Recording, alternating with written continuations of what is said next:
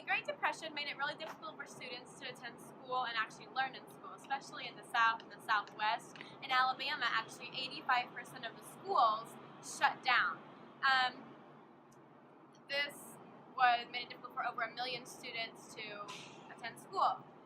Many of the school boards couldn't even pay their teachers, so they had to issue promissory notes, which just ensure that they're going to get paid eventually when they can.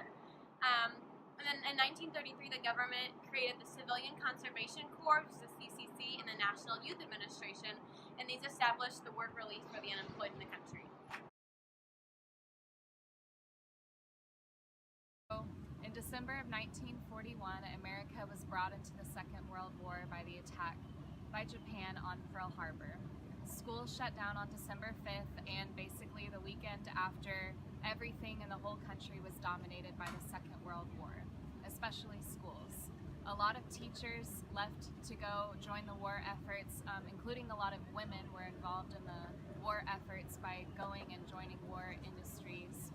And America's economy was built up after the Great Depression because of their involvement in all of the war industries and making aircrafts and things for the war.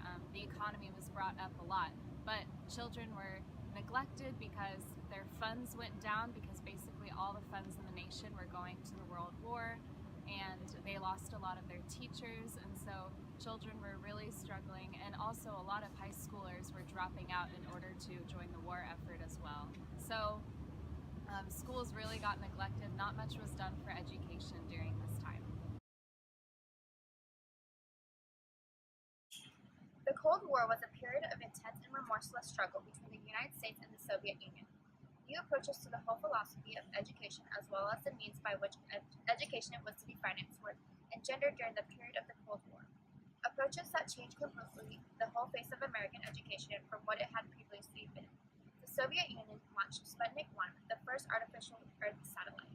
But it was in the era of education that the impact of Sputnik crisis was to be most felt. The Act made provision for loans and grants to institutions of higher learning who wanted to improve their education. Mathematics, science, and foreign language programs were the subjects that they wanted to improve. It wasn't just the government that was putting in resources into education. The system itself was enthusiastic in its determination to take a giant leap forward. It is fair to say that the Cold War resulted in a real change in educational policy in the United States, both in terms of content of academic programs as well as the manner in which such programs were to be run. The need for more and more qualified, well-trained personnel meant that higher education was brought more and more within the reach of millions who might otherwise not have had the opportunity for such education.